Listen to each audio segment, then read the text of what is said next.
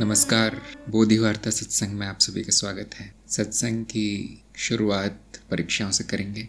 आज नित्या और प्रकाश की परीक्षा है, तो प्रकाश से शुरू करेंगे हम। आपको 10 प्रश्न मिलेंगे और यथासंभव जवाब देने का प्रयास करें। ये आपके प्रश्न है। जी गुरुजी, प्रणाम गुरुजी और प्रणाम सभी साधकों को। मेरा पहला प्रश्न है, ज्ञानहीन जीवन सरल है, सही या गलत? तो ज्ञानहीन जीवन सरल नहीं है, बहुत कठिन है, दुख भरा है। ज्ञान नहीं है तो अज्ञान से जीवन दुखमय, कष्टमयी हो जाता है और बहुत ही लक्ष्यहीन और अव्यवस्थित जीवन हो जाता है। दूसरा प्रश्न है, विश्वास ज्ञान साधनों में श्रेष्ठ क्यों है? ज्ञान साधनों में विश्वास ज्ञान के लिए विश्वास कोई साधन नहीं है। ज्ञान के लिए तो अपरोक्ष अनुभव और तर्क ही साधन है। विश्वास तो साधन नहीं कहा जाएगा ज्ञान के लिए, वो तो एक मान्यता हो जाएगी। तीसरा प्रश्न है, क्या वैराग्य के गुण के बिना ज्ञान संभव है? ज्ञान से वैराग्य आता है। ज्ञान प्राप्त होने से ये पता चलता है, जीवन में वैराग्य हो जाता है। उसका जीवन से जो जरूरत नहीं है वो सब छूट जाता है अपने आप ही। ज्ञान से वैराग्य गुण की जरूरत नहीं है। ज्ञान के लिए जिज्ञासा, मुमुक्षुत्व, वो सब चाहिए। साधक में गुण में वैराग्य तो ज्ञान के बाद में आता है, लेकिन सबसे पहले जिज्ञासा और मुमुक्षुत्व चाहिए। और सत संपत्ति है, उसमें वैराग्य बाद में आता है, ज्ञान के बाद में। चौथा प्रश्न है, अस्तित्व अविभाजित है, सिद्ध करे। हाँ, अस्तित्व शून्य है और शून्य में सभी संभावना है, लेकिन अस्तित्व का कोई विभाजन नहीं हो सकता है, वो अखंड है। अस्तित्व का कोई अंत नहीं है, न शुरुआत है न अंत है, अविभाजित है। उसका खंडन नहीं किया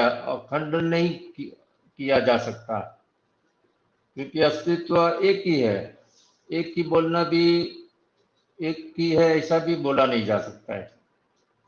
अस्तित्व को अनुभव नहीं हो सकता है, लेकिन अस्तित्व शून्य है और निर्गुण है, तो एक ही है। पांचवा प्रश्न है, अनुभवकर्ता ने व्यक्ति का रूप क्यों धारण किया है? अनुभवकर्ता ने व्यक्ति का रूप धारण नहीं किया है। अनुभवकर्ता तो साक्षी मात्र है। व्यक्ति तो एक चित्त की परत है। एक व्यक्ति तो एक मशीन की तरह है। शरीर है एक, जो अहम भाव में जीता है। चित्त की एक वृत्ति है। अनुभवकर्ता व्यक्ति नहीं है। व्यक्ति एक अनुभव है, अनुभवकर्ता का। छठा प्रश्न है, अनुभवकर्ता को सभी अनुभव होते हैं, फिर वो अबोध कैसे है? अनुभवकर्ता को सभी अनुभव होते हैं, फिर वो अनुभवकर्ता में सभी अनुभव होते हैं, लेकिन वो अबोध कैसे है? वो निर्गुण है, उसमें कोई गुण नहीं है। अनुभवकर्ता तो साक्षी मात्र है। उसका कोई अबोध का तो मतलब ही ये है कि न तो उसमें कोई ज्ञान है और न ही कोई अज्ञान है। और अनुभवकर्ता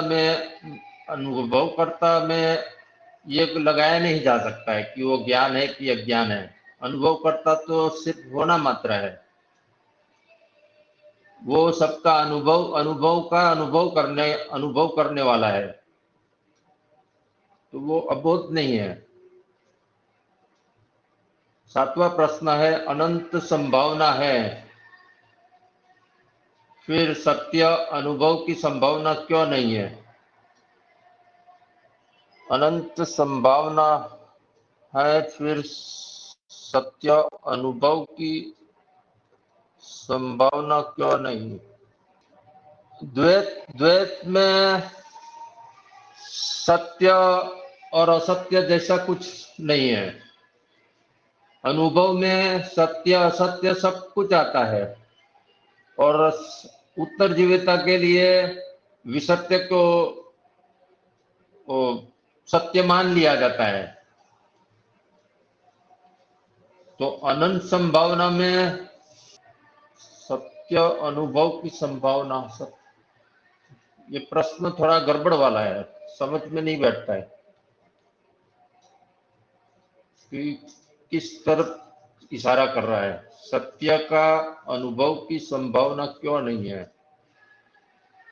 सत्य अनुभव की संभावना, अनंत संभावना है। ऐसे तो अनंत संभावना में सत्य असत्य सब कुछ है, अनुभव में आते हैं। वो उत्तर जीविता के लिए है, व्यवहारिक दृष्टि से। 8वां प्रश्न है, बुद्धि की परत की क्या विशेषताएं है?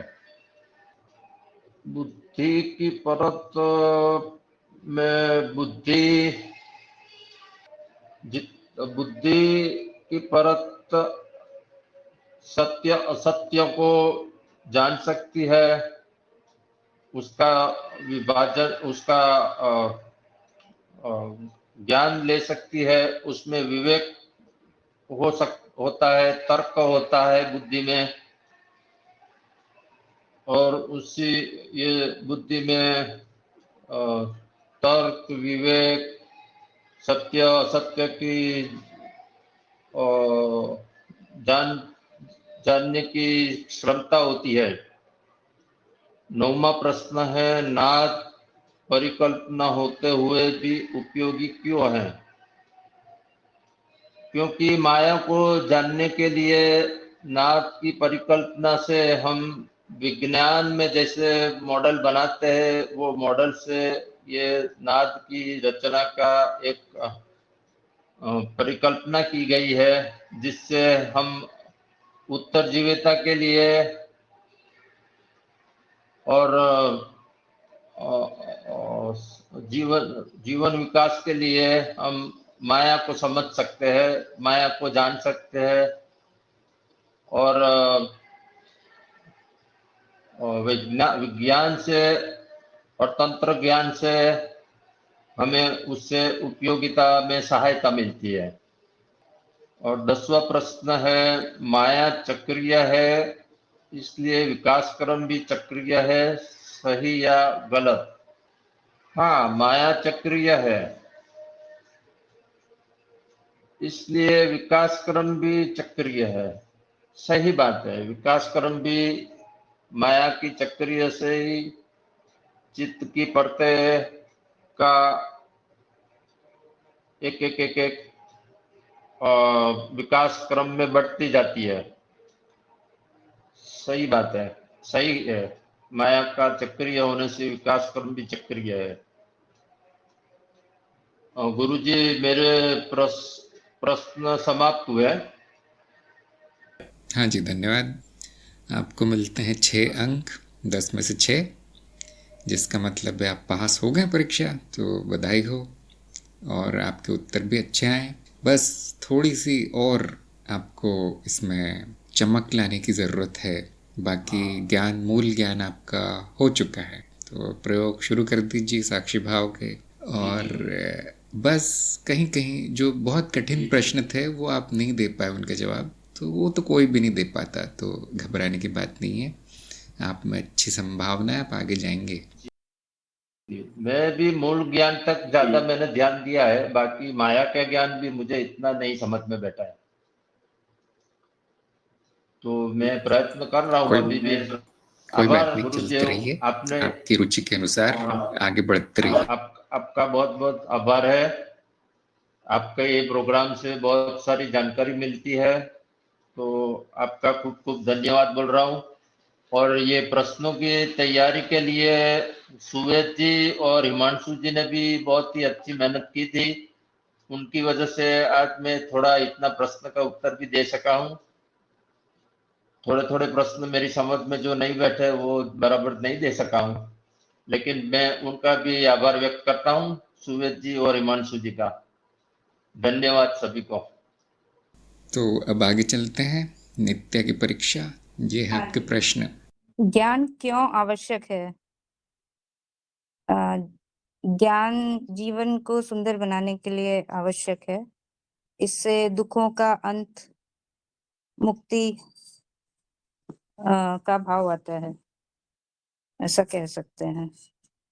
मान्यताएं खत्म होती हैं, सत्य दिखता है। जो सत्य है वो जाना जाता है, स्वयं को जानते हैं, इसलिए ज्ञान आवश्यक है।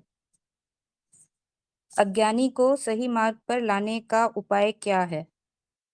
कोई चाहेगा, जिसमें इच्छा होगी सत्य जानने की, स्वयं को जानने की, वही मार्ग पर आएगा।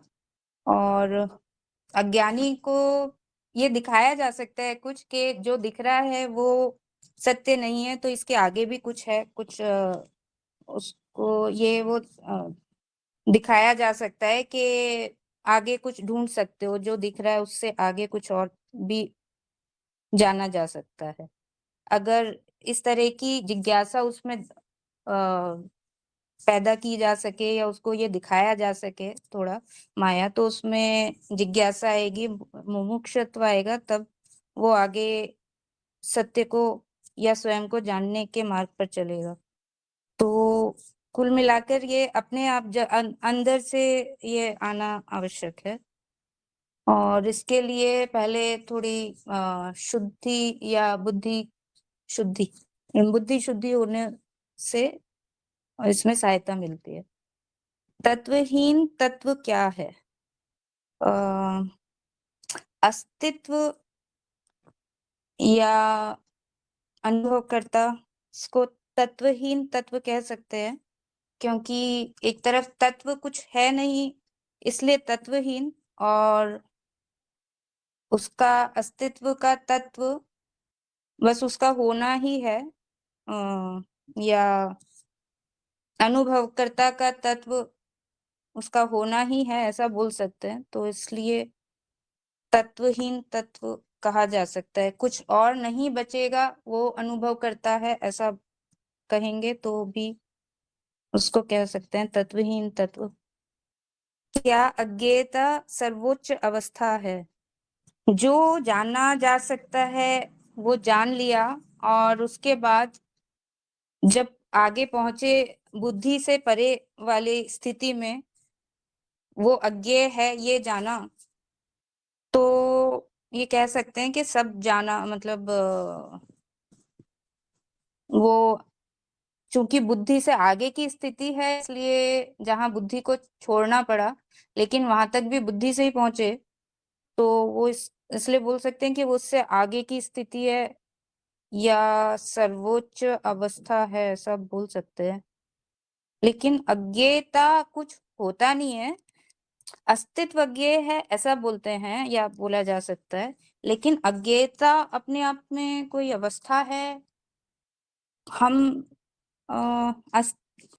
अनुभव क्रिया ही अज्ञेयता है। अपरोक्ष अनुभव द्वारा अनुभवकर्ता का ज्ञान कैसे संभव है? पहले हम अनुभवों पर ध्यान देते हैं और उसके बाद ये समझते हैं या इस स्तर तक पहुंचते हैं कि अनुभवों के को जो दृष्टा है वो अनुभव करता है, उसका अपने आप में कोई अनुभव नहीं हो सकता। तो इस तरह से तर्क और अपरोक्ष अनुभव से हम अनुभवकर्ता तक पहुंचते हैं या उसका ज्ञान लेते हैं। क्या क्या नहीं है ये जानते हैं, जब उससे हम अनुभवकर्ता तक पहुंचते हैं। अनुभव में अनंत संभावना है, सही या गलत? अनंत प्रकार के अनुभव हैं या अनंत प्रकार के अनुभवों की संभावना है? सभी प्रकार के अनुभवों की संभावना है। सामान्य और विशेष आध्यात्मिक अनुभव कैसे भिन्न हैं? जागृत अवस्था के अनुभव सभी को होते हैं, उनको सामान्य अनुभव कह सकते हैं। और दूसरी अवस्थाओं में भी जब चेतना रहती है उसको विशेष आध्यात्मिक अनुभव कह सकते हैं। और एकता का अनुभव या चित्त की जब और परतें शांत हो जाती है तो जो अनुभव है उसको विशेष आध्यात्मिक अनुभव कह सकते हैं, जहां पर अनुभव और अनुभवकर्ता विलीन है। संवेदना वस्तुओं की होती है, सही या गलत? संवेदना होती है। हाँ,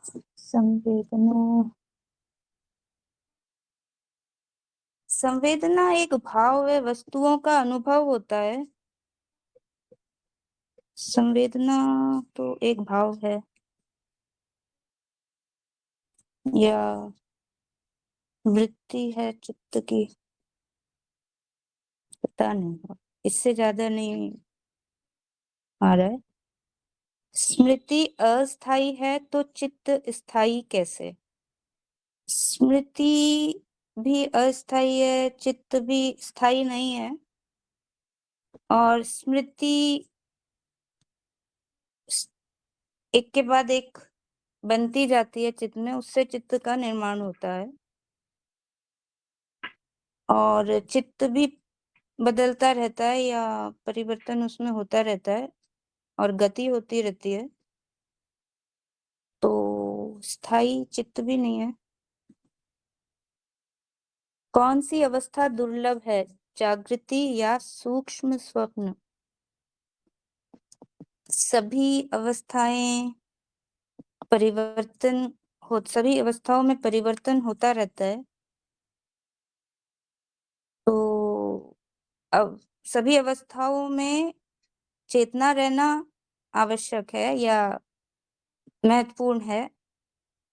लेकिन हाँ, जागृति को इसलिए दुर्लभ कह सकते हैं कि ज्ञान जागृति में ही होता है, इसलिए उस अनुभव, ज्ञान, ये सब जागृति में होता है। प्रयोग तो सब जगह हो सकते हैं। और वैसे तो सूक्ष्म अवस्था में भी ज्ञान हो सकता है, फिर भी जागृति शायद दुर्लभ कह सकते हैं। वैसे तो सभी अवस्थाएं बदलती रहती हैं। बस यही था। हो गया। धन्यवाद। हाँ, आपका प्रयास अच्छा रहा। आपको मिलते हैं 4 अंक 10 में से। तो आपने प्रयास तो काफ़ी किया है, लेकिन अभी परीक्षा वाली स्थिति अभी आई नहीं है आपकी। तो मैं एक सुझाव दूंगा कि आप अब नया कार्यक्रम जो है संस्करण 2 उसको करने का प्रयास कीजिए।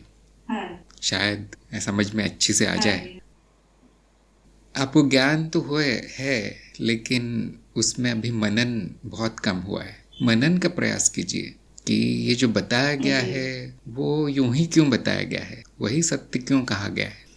उस पर फिर मन ही मन प्रश्न पूछना है। जहाँ तक मैं जानता हूँ आपने इस पर इतना मनन किया नहीं है, प्रश्न आपके आते नहीं हैं सत्संग में। तो इसको अगर यदि आपकी रुचि है, मार्ग को गंभीरता से लेना चाहते हैं, तो उसमें तल्लीन होना आवश्यक होता है। नहीं तो ऐसा लगता रहता है कि मुझे ज्ञान हो गया, लेकिन परीक्षा होती है तो पता चलता है कि कुछ खास नहीं हो। तो आपको एक और मौका मिलेगा, आप चिंता मत कीजिए। आगे बढ़ते रहिए मार्ग में, मार्ग समाप्त नहीं होता है ना। परीक्षा तो औपचारिकता है, लेकिन यही सुझाव दूंगा कि वो पुराना दोबारा देखने से अच्छा है कि आप नया कार्यक्रम कर लीजिए, क्योंकि आपका अभी शायद आप ही हैं जो सबसे पुराने साधक हैं हमारे, शायद 3 साल या 2 साल हो गए आपको कार्यक्रम में, तो इसीलिए भी हो सकता है कि आपकी पूरी स्मृति से चला गया हो सब कुछ। जो व्यक्ति ऐसे इतना समय लगाएगा कार्यक्रम करने में, बहुत संभावना है कि वो भूल जाएगा सब कुछ। तो इस बार एक और प्रयास कीजिए, आप सफल ज़रूर होंगे। तो अब हम इससे पहले कि बाकी लोगों के प्रश्न लें, मैं थोड़ा संक्षेप में बता देता हूँ कहाँ पर गलत उत्तर आए, उनका मैं संक्षेप में उत्तर देने का प्रयास करूँगा। एक आध प्रश्न मैं सत्संग में भी पूछ लूँगा। तो प्रकाश के प्रश्नों से शुरू करते हैं। नंबर 1, 2 बिल्कुल सही उत्तर आए इनके। नंबर 3, क्या वैराग्य के गुण के बिना ज्ञान संभव है? तो इनका उत्तर था कि ज्ञान के बाद वैराग्य होगा। इसलिए मैंने इनको आधे अंक दे दिए, इसमें आधे अंक मिल गए कि ये बात बिल्कुल सही है कि ज्ञान के बाद तो वैराग्य ही वैराग्य है। क्या ज्ञान के पहले नहीं होना चाहिए वैराग्य? तो इस पे अब थोड़ा बहुत मतभेद हो सकता है। जैसे परंपरा कहती कि वैराग्य आवश्यक है ज्ञान होने के लिए, लेकिन बहुत से लोगों का अनुभव है कि उनमें कोई वैराग्य नहीं था शुरू में, केवल जिज्ञासा थी, तो खिंचे चले आए ज्ञान की तरफ, ज्ञान होते ही वैराग्य प्रकट हुआ। तो इसमें मतभेद हो सकता है, इसलिए इसका एक और उत्तर आ सकता था, पूर्ण उत्तर ऐसा आ सकता था कि यदि वैराग्य पहले से है, संसार से थोड़ी सी विरक्ति है, तो ज्ञान आसान हो जाएगा, इतना कह सकते थे। संभव तो है बिना, लेकिन ऐसा देखा गया है कि जिसमें वैराग्य कम है, जो भी अभी भी विषय में ही, इंद्रियों में, ये जगत में ही उलझा है, वो ज्ञान तो ले लेगा, लेकिन फिर वापस चला जाएगा, भूल जाएगा वो उसको क्या सिखाया गया। ऐसे लोग ऐसे कहते हुए पाए जाते हैं कि बहुत अच्छा है, बहुत बड़ा है, बहुत बड़ा ये दर्शन है, फिलॉसफी है, लेकिन मुझे तो अपनी नौकरी संभालनी, अपना घर संभालना है। और फिर पता चलता है कि वो भूल चुके हैं, वो सब बीज पड़ जाता है बस उसमें, लेकिन उनकी रुचि समाप्त हो जाती बहुत जल्दी, क्योंकि रुचि कहीं और है। वैराग्य क्या अर्थ है कि अब अध्यात्म के अलावा कोई रुचि बची नहीं। तो हमने क्यों नहीं कहा, ये गुण क्यों नहीं गिनाया, जो जबकि बहुत से शास्त्रों में बताया गया है? तो मैंने इसलिए नहीं गिनाया क्योंकि मैं लोगों को इतना निराश नहीं करना चाहता था, कि बहुत कम लोगों में पाया जाता है ज्ञान के पहले वैराग्य। मैं ऐसा इतना कठिन नहीं करना चाहता था कार्यक्रम कि वैराग्य हो तो ही आना, ऐसे नहीं, संभव नहीं, फिर बहुत से लोगों के लिए बंद हो जाता दरवाज़ा। तो हमने उसको लिखा नहीं है, लेकिन आप देख सकते मुमुक्षत्व का अर्थ ही वैराग्य है। मुक्ति की इच्छा क्या कहती है? अब मुझे कुछ नहीं चाहिए, और तो कोई मुक्ति होगी नहीं। जो पकड़ के बैठा हूँ वही तो बंधन है। तो जिसमें मुमुक्षत्व है उसने छोड़ने का मन बना लिया, तो उसमें छुपा है, देखिए मुमुक्षत्व में वैराग्य छुपा है। और उप्रति भी एक शब्द उपयोग किया गया षट संपत्ति में, और उप्रति का अर्थ वैराग्य ही है, लेकिन ऐसा तेज वैराग्य नहीं होगा। वो प्रति मतलब अब कोई रुचि बची नहीं है संसार में, लेकिन फिर भी वो संसार में मौजूद है जीव। तो आप कह सकते हैं, एक वाक्य में ऐसा कह सकते थे कि वैराग्य से ज्ञान अच्छा हो जाएगा, ज्ञान से वैराग्य और बढ़ जाएगा। अस्तित्व अविभाजित है, सिद्ध करें, इसमें शून्य मिले। क्योंकि देखिए, सिद्ध करें जब कहते हैं तो अब अनुभव और तर्क को लाना चाहिए, लेकिन इन्होंने केवल 2-3 तरीके से वही बात दोहरा दी कि अस्तित्व अखंड है, अस्तित्व ऐसा है, अस्तित्व शून्य है, लेकिन उससे सिद्ध नहीं होता। उसी वाक्य को अलग अलग शब्दों में बोल देने से उस प्रमाण नहीं कहा जाएगा। तो ये प्रश्न कठिन है। हाँ, तो मैं सत्संग में पूछता हूँ, यदि कोई एक आध वाक्य में या 2 वाक्य में प्रमाण दे दे कि अस्तित्व अविभाजित है, उसमें विभाजन नहीं है किसी भी प्रकार का, तो हम उसे मान लेंगे सिद्ध हो गया। प्रमाण आना चाहिए। जब भी हम कहते हैं सिद्ध करो तो प्रमाण देना ही चाहिए, और प्रमाण 2 ही हैं, आप जानते हैं ज्ञान मार्ग में। बताइए कोई, यदि कोई कहना चाहे तो। जया ने कहा है उप्रति का गुण आवश्यक हो, सहायक होगा। हाँ, सहायक होता है, नहीं है तो भी चलना शुरू कर देना चाहिए साधक को, और वो अपने आप आ जाती है उप्रति, वैराग्य, विरक्ति। तो ऐसे वैसे हमने बहुत लंबी लिस्ट बनाई है गुणों की, और लोग डर जाते होंगे देख के कि मेरे में तो इसमें से आधे भी नहीं है, लेकिन फिर भी उनके कार्यक्रम रोक नहीं दिया जाता गुणों के कारण। हम कहते हैं आगे बढ़ो, प्रयास करो। गौरव ने कहा है जो भी है वह अस्तित्व ही, वह संपूर्ण है, सब कुछ अस्तित्व में ही है। हाँ, लेकिन सिद्ध कैसे हुआ? अविभाजित। समझाना चाहिए फिर। अगर संपूर्ण है तो क्यों है फिर? वही तो पूछा जा रहा है। कोई और विचार? तो स्वयं सिद्ध है ऐसा बोल।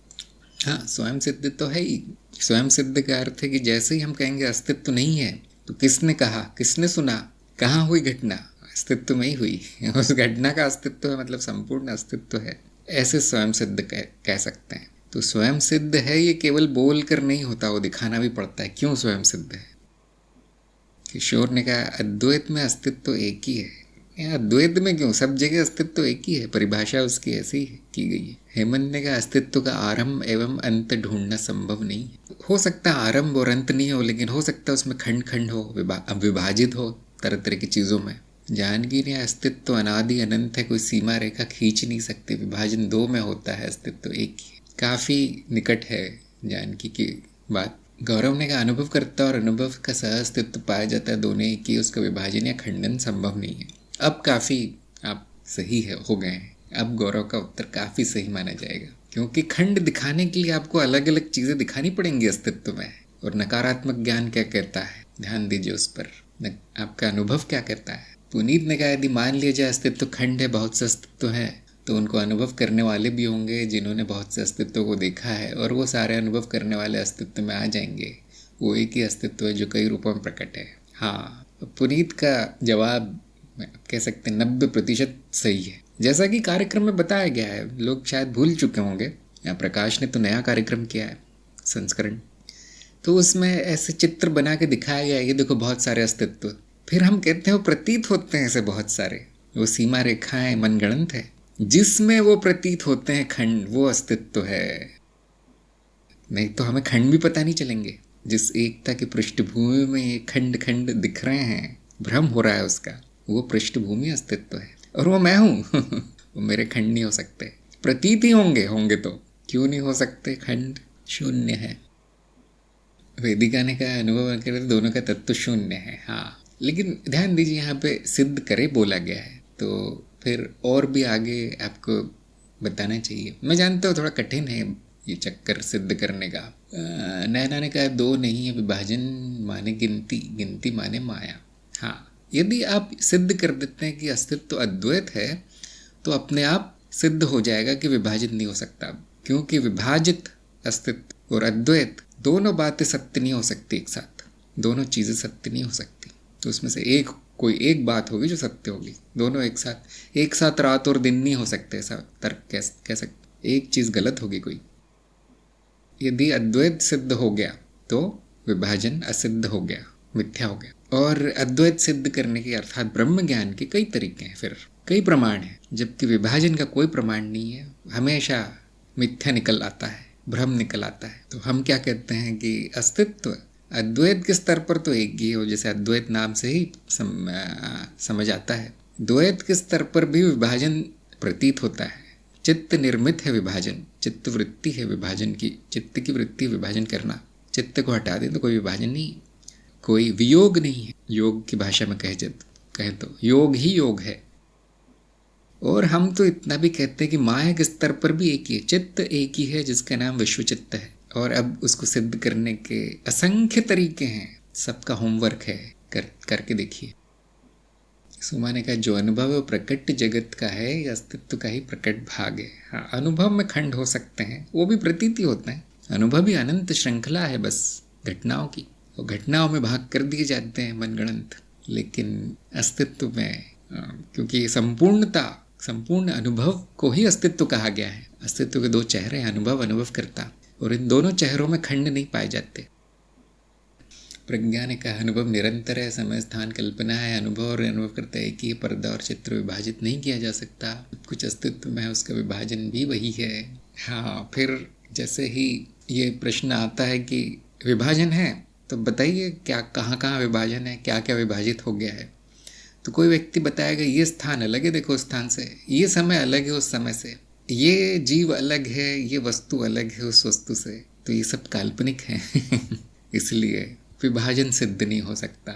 ये सारे विभाजन चित्त द्वारा किए गए, न समय न स्थान है न वस्तु है। तो हाँ, प्रज्ञा का भी उत्तर काफ़ी करीब है। रवि ने कहा अभी सभी अलग अलग प्रतीत होते हैं, लेकिन वो केवल संभावना है। हाँ, संभावना में कहाँ से खंड करेंगे? जो संभावना के स्तर तक समझ चुका है अस्तित्व को, वो तुरंत जान जाएगा। खंड करना, इसमें विभाजन करना संभव ही नहीं है। दिनेश ने कहा अस्तित्व पूर्ण है, उसमें से कुछ निकाल दिया है तो भी वह पूर्ण है। जैसे वृत्त अपने आप में पूर्ण है, कुछ न घट सकता है न बढ़ सकता है, वो पूर्णता का प्रमाण हो गया। कोई कह सकता है कि विभाजन होने के बाद भी पूर्ण नहीं है कह सकता है ऐसा, अस्तित्व विभाजित है, वो भी पूर्णता का ही भाग है। तो पूर्णता सिद्ध नहीं करती इसको। विभाजन का ना दिखना, विभाजन का सिद्ध ना होना विभाजन नहीं है, ऐसा कहलाएगा। नकारात्मक तर्क भी दिया जा सकता है। पुष्पेंद्र ने कहा है चित्तवृत्ति कारण प्रतीत हो रहा है। हाँ, स्वयं दित्ता ने कहा अस्तित्व यानी मौजूदगी विभाजित नहीं किया जा सकता। हाँ जी। कमल कुमार ने कहा अस्तित्व समझने के लिए अनुभवकर्ता की श्रेणी में बांटा गया है, लेकिन वास्तव में एक के बगैर दूसरा नहीं है, स्वतः सिद्ध है, इसलिए अस्तित्व अविभाजित है। हाँ, ये जो विभाजन है अनुभवकर्ता का, ये सबसे कठिन है पार करना। द्वैत से अद्वैत की तरफ जाना थोड़ा सा कठिन है ये चरण, लेकिन जब ये देख लिया जाता है तो फिर कोई संशय नहीं बचेगा विभाजन का। अनीता ने कहा अनुभवकर्ता साथ साथ है।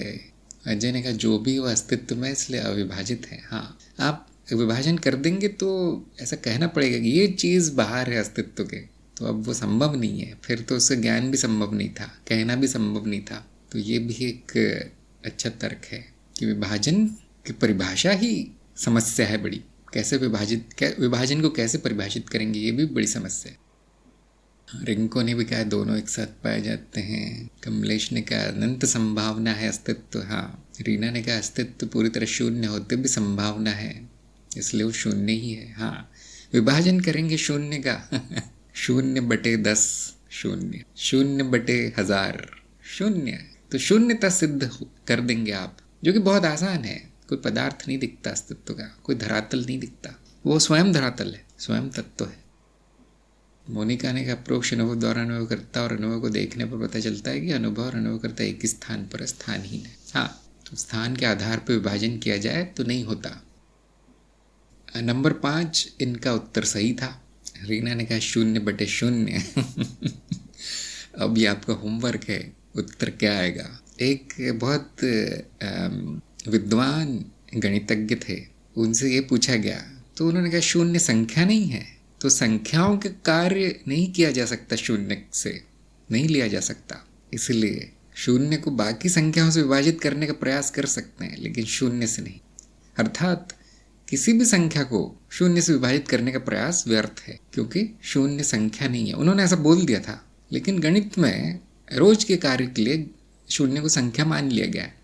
जो संख्या की रेखा है उसमें शून्य दिखा दिया जाता है, किंतु ये बड़ी विचित्र बात है। तो शून्य पर मनन कीजिए सभी लोग, क्यों वो संख्या क्यों नहीं है।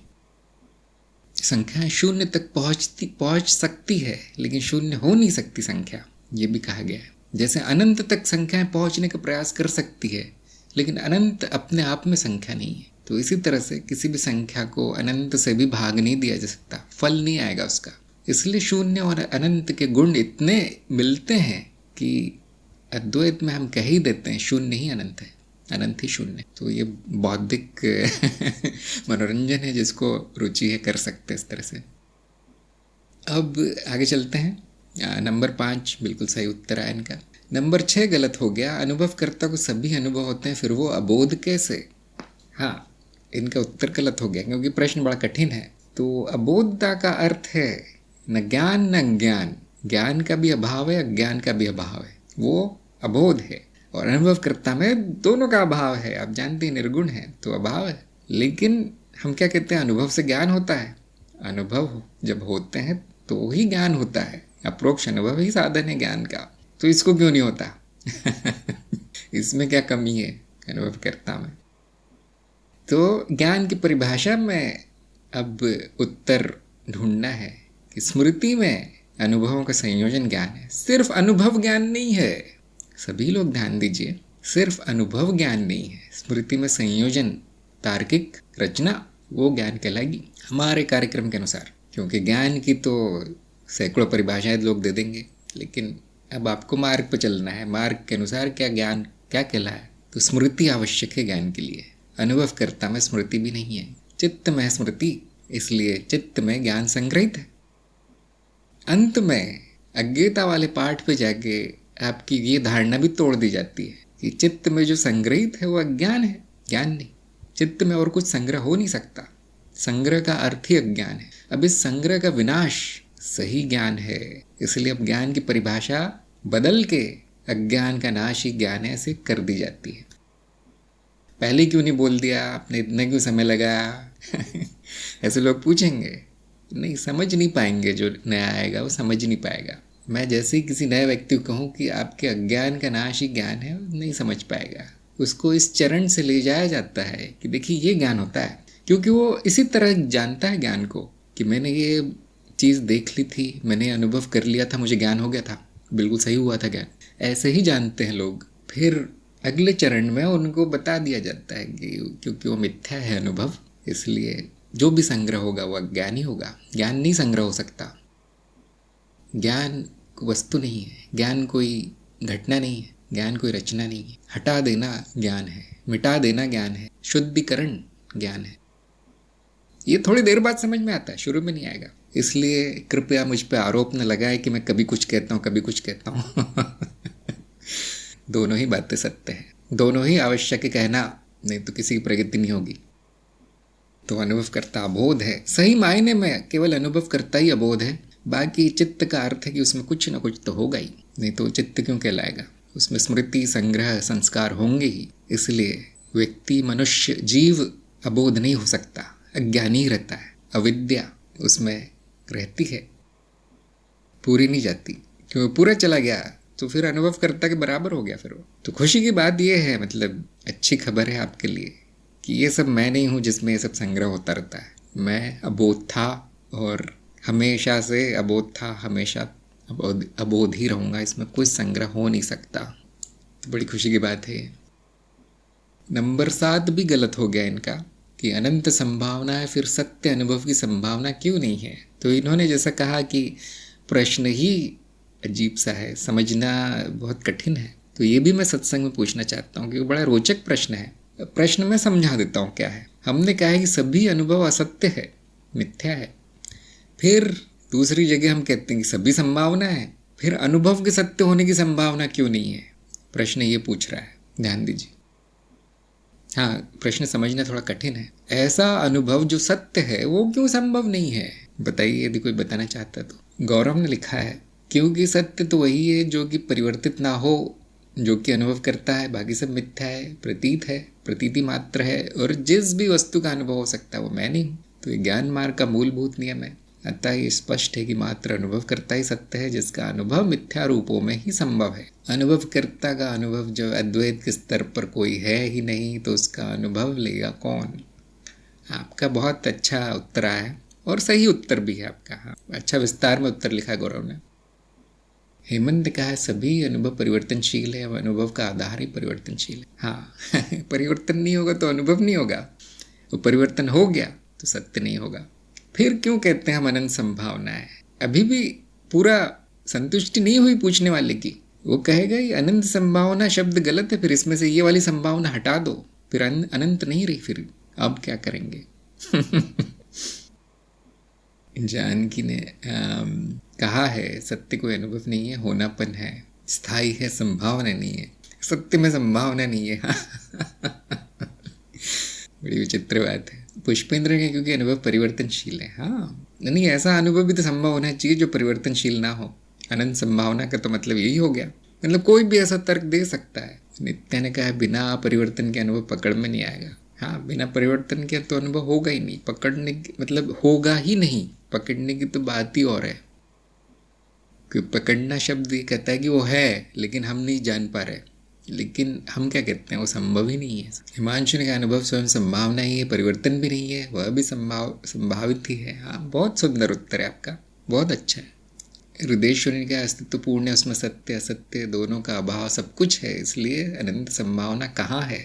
आप पूछ रहे हैं, बता रहे हैं, या शायद प्रश्न चिन्ह लगा रहे हैं, तो यही तो अनंत संभावना कही जाएगी कि उसमें सत्य असत्य सब कुछ है, सब कुछ, संपूर्णता। तो इसी को तो अनंत संभावना नाम दिया गया है।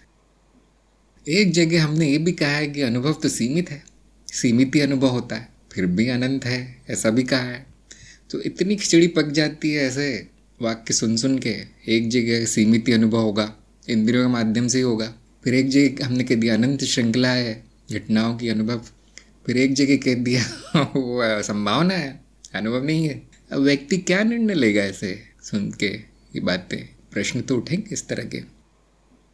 झरना ने कहा सत्य को अनुभव करने के लिए सत्य होना चाहिए। तो आप क्या कह रहे हैं सत्य नहीं है? अर्थ क्या है? समझा नहीं मैं। माधुरी ने कहा अनुभव परिवर्तन का होता है, परिवर्तन होता नहीं इसलिए अनुभव मिथ्या है।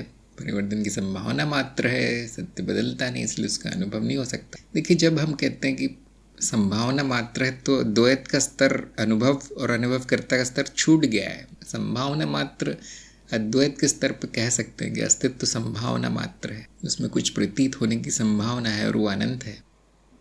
हेमंत ने कहा है अनुभव ग्रहण करने वाला ही असत्य है, जिस कारण संभावना के होते हुए सत्य का अनुभव नहीं हो सकता। कि अनुभव करने वाला क्या है ये आपको बताना चाहिए फिर, क्योंकि बहुत से लोग यही समझेंगे कि आप अनुभवकर्ता की बात कर रहे हैं, कि अनुभवकर्ता ही अनुभव ग्रहण करता है और कौन है? बाकी सब तो अनुभव के वर्ग में आते हैं। तो आपने तो लिख दिया कि वो ग्रहण करने वाला असत्य है। कोई मानेगा नहीं ये बात कि अनुभव करता असत्य है। इसलिए नया शब्द लिखने से पहले सोचना चाहिए। कुछ भी समझ सकते हैं लोग। रिंको ने कहा सत्य का अनुभव नहीं होता, ये बहुत बड़ी समस्या है। पुनीत ने कहा सत्य कोई संभावना नहीं है, एक पृष्ठभूमि जिसमें सारे अनुभव हो रहे हैं। हाँ, अब पुनीत की बात से अब उत्तर आ सकता है कि सत्य अर्थात तत्व अर्थात जो बदलता नहीं है वो अनुभव में नहीं आएगा, इसलिए संभव नहीं है। हर प्रकार का अनुभव संभव है, इसीलिए अनंत संभावना कह दी गई है, शब्द उपयोग कर दिया गया है। लेकिन तत्व परिवर्तनशील ना होने के कारण वो अनुभव नहीं बनेगा, वो अनुभवकर्ता कहलाएगा। मेरे विचार से ये उत्तर आना चाहिए। बहुत से लोग सोच रहे होंगे यहाँ संभावना शब्द लिखा है तो हम वो अनंत संभावना की बात कर रहे हैं जो अस्तित्व में नहीं। यहाँ साधारण अर्थ में लेना है उस शब्द को, क्योंकि पूछने वाले ने दोनों में मिश्रण कर दिया। अनंत संभावना जो कि शून्यता है और अनुभव होने की संभावना जो कि सत्य हो। मतलब वो उसका अज्ञान यहाँ प्रकट हो रहा है उस प्रश्न में पूछने वाले का। दोनों को मिलाना नहीं है, अनंत संभावना और घटनाओं की, या ये होने की संभावना है वो होने की संभावना। ये अलग अलग स्तरों पर कहा गया है, इसलिए उनको आपस में मिलाया नहीं जा सकता, तुलना नहीं हो सकती। सभी के उत्तर बहुत अच्छे हैं, प्रयास अच्छा किया गया है। फिर भी और मनन कीजिए, इस पर विचार कीजिए, सब लोग चर्चा कीजिए अपने ग्रुप में, क्योंकि बहुत लोगों की ये शिकायत है कि नहीं सत्य का भी अनुभव होना चाहिए। नंबर 8 इनका सही था। नंबर 9 नाद परिकल्पना होते हुए उपयोगी क्यों है? आधे अंक मिल गए क्योंकि इन्होंने प्रयास अच्छा किया। लेकिन एक उत्तर एक वाक्य में आ सकता था कि माया में परिकल्पना ही उपयोगी है। सत्य क्या कहता है? हर चीज़ हो सकती है, अब क्या उपयोग करेंगे आप उसका? सब कुछ सपना है ऐसा कह देगा सत्यवादी व्यक्ति। तो माया में हर प्रकार की परिकल्पनाएं उपयोगी हैं, विज्ञान में बनाई जाती है। नाद भी एक परिकल्पना है, बहुत उपयोगी है। लेकिन यहाँ पे क्यों पूछ लिया गया था, क्यों? कारण बताइए। तो इनको आधे अंक मिले और उत्तर स्पष्ट है कि और कुछ उपयोगी नहीं होगा, हो ही नहीं सकता उपयोगी माया में माया ही उपयोगी है।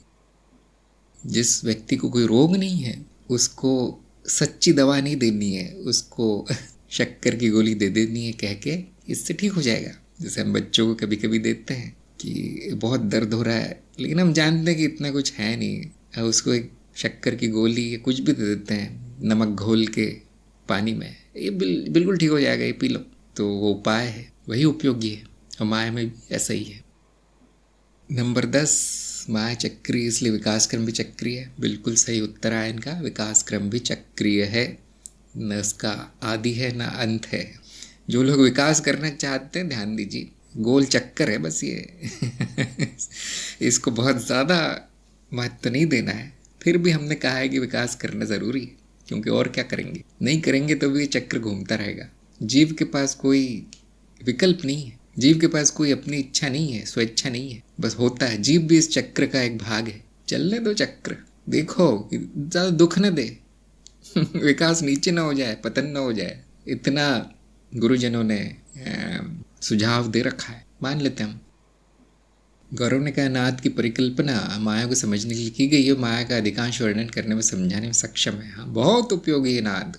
भले ही उसका नाम कुछ और रख दें आप, ऊर्जा रख दें, कुछ भी रख दीजिए, पदार्थ रख दें, गुण रख दें, कुछ भी, जैसे सांख्य में जो बताए गए एलिमेंट्स, कोई भी परिकल्पना जो उपयोगी है आपके लिए वो उपयोग कर सकते हैं।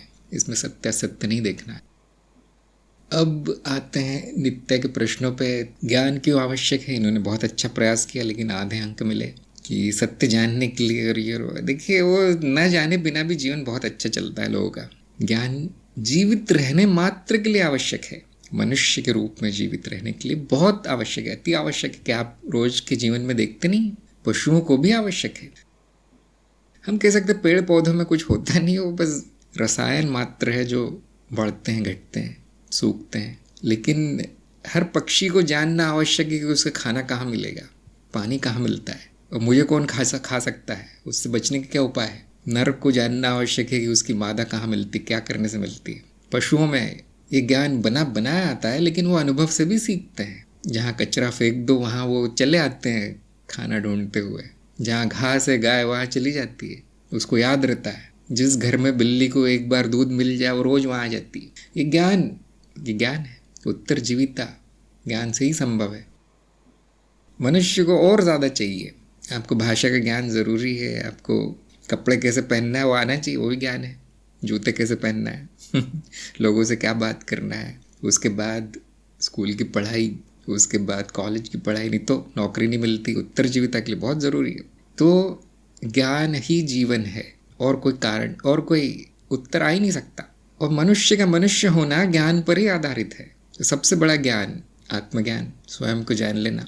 क्या ये आवश्यक नहीं है? बहुत से लोग कहेंगे क्या करना है हमें, तो इसीलिए उनका जीवन ऐसे ही चल रहा है, क्योंकि आवश्यकता देखी नहीं गई अभी तक ज्ञान की। जो ज्ञान बुद्धि आदि का तिरस्कार करता है वो पशु रह जाता है, उसका पतन निश्चित है, वो मनुष्य होनी भी छोड़ देगा। अब देखिए ज्ञान कितना आवश्यक है। नंबर 2, अज्ञानी को सही मार्ग पर लाने का उपाय क्या है? तो इनको आधे अंक फिर से दिए मैंने, क्योंकि प्रयास अच्छा किया है, लेकिन कोई उपाय नहीं है व्यवहारिकता में। आप देखें तो हम बहुत कुछ बोल सकते हैं, ये करने से हो जाएगा ज्ञान, वो करने से अज्ञान हट जाता है ये लेकिन अंत में हम देखते हैं कृपा मात्र है। जब तक कृपा नहीं होगी कुछ नहीं होगा। वो कृपा किस रूप में प्रकट होती है? मुमुक्षत्व, जिज्ञासा, रुचि, गुरु के प्रति प्रेम, ज्ञान के प्रति प्रेम, संसार मूर्खता से वैराग्य, अनासक्ति। जब ये होने लगे तो कृपा हो गई। अब गुरु स्वीकार करेंगे, अब ज्ञान होगा। नहीं ला सकता कोई, किसी मनुष्य के बस में नहीं है किसी अज्ञानी को ज्ञान दे देना। जैसे हम कहते हैं अज्ञान क्या है? भरा हुआ है काफ़ी। जैसे जो घड़ा भरा हुआ है उसमें और पानी नहीं डाला जा सकता। जिसका पेट भरा है उसको खाना ही नहीं खिलाया जा सकता। बहुत से उदाहरण है कि नहीं हो सकता ज्ञान अज्ञानी को। उसके मन में स्वयं ये विचार आना चाहिए कि मैं अज्ञानी हूँ, उसके बाद ही कुछ संभव है। जब शिष्य गुरु से याचना कर रहा है ज्ञान की, तो स्वीकार कर रहा है कि मैं अज्ञानी हूँ। मैं कहता हूँ इतना हो गया तो 50% कृपा हो चुकी है। अब उसका भविष्य उज्ज्वल है। जो गुरु के सामने हाथ जोड़ के नहीं बैठा है, स्वयं को गुरु समझ रहा है, अब उसका अज्ञान कभी नहीं जाएगा। उसको कोई गुरु स्वीकार नहीं करेगा, कोई प्रयास भी नहीं करेगा उसको सिखाने का। तो कोई उपाय नहीं है ज्ञानी के सही मार्ग। हाँ, हम थोड़ा सा किताबी बातें कह सकते हैं कि ये कर लेंगे तो अच्छा होगा, जागरूकता समाज में फैला देंगे कि ये ज्ञान होता है। लेकिन आप जानते ही हैं कि सब कुछ फेल हुआ है समाज के आगे। नंबर 3, तत्वहीन तत्व क्या है? इसमें गलत हो गया इनका उत्तर।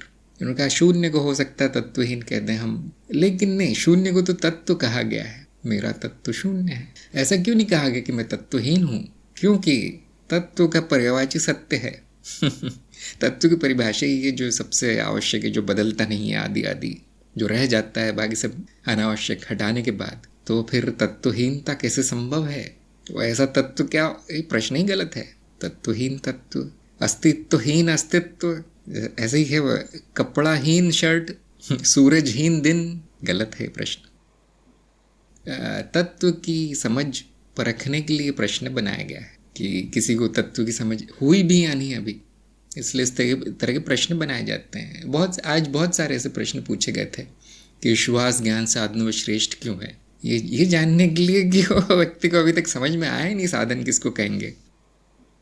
आगे चलते हैं। क्या अज्ञेयता सर्वोच्च अवस्था है? इसमें इनको आधे अंक मिले कि इन्होंने प्रयास तो अच्छा किया कि अज्ञेयता अवस्था नहीं है, ऐसा कुछ उन्होंने कहा था। तो यहाँ अवस्था का अर्थ है कि वो ज्ञान मार्ग की अवस्था कि जहाँ पे अज्ञेयता बच जाती है, इसके आगे नहीं जाया जा सकता। उस हिसाब से सर्वोच्च कह सकते हैं। कभी कभी हम कहते हैं अंतिम यही है। लेकिन अज्ञेयता की परिभाषा ऐसी की गई है कि कुछ ना बचना, तो फिर अवस्था भी नहीं बचेगी।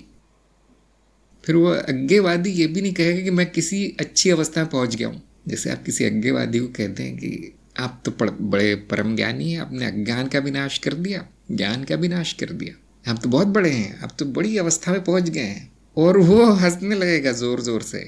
इससे बड़ा मजाक कोई नहीं है कि मैं सबसे ऊपर पहुंच गया हूँ। मतलब कोई और कह रहा ठीक है भाई, तुम कह दो, स्वीकार है मुझे, लेकिन मैं नहीं कहूँगा कि मैं सर्वोच्च अवस्था में हूँ। कह दिया तो फिर तो अज्ञान तो वापस आ गया सारा। तो कभी कभी हम कहते हैं कि देखिए इसके आगे कुछ नहीं है, यहाँ मत जाओ, इसके बाद मत जाओ कहीं, उसके बाद बुद्धि का प्रयोग मत करो, उसके बाद जानने का प्रयास भी मत करो, क्योंकि तुम जानने का प्रयास कर रहे हो तो अज्ञता कहाँ बची फिर। बहुत कम लोग वहाँ पहुँच पाएंगे, इसलिए उसको दुर्लभ कहा गया स्थिति को। लेकिन अज्ञेयवादी स्वयं नहीं कहेगा कि ये अवस्था है, अवस्थाओं का नाश है बोल देगा वो। यहाँ अवस्थाओं का नाश है, मत कहो इसको अवस्था। जैसे हम कहते हैं ना, तूर्य अवस्थाओं का अंत है, उसको अवस्था मत कहो। लेकिन भाषा की सीमा है, भाषा में सीमित शब्द हैं कि बताएं कैसे फिर कि तुम कौन सी अवस्था में हो, अवस्थाहीन अवस्था। तो इस बात में मनन कीजिए सभी लोग। बहुत बहुत ज़रूरी प्रश्न है, अच्छा प्रश्न है, क्योंकि बहुत से लोगों ने मान लिया होगा कि मुझे अज्ञेयता की स्थिति में आना है, मेरा लक्ष्य अज्ञेयता, ऐसा मान लिया होगा। तो अब अपनी मान्यता को थोड़ा सा परखिए, थोड़ा सा उसमें देखिए वो टूटती है कि नहीं।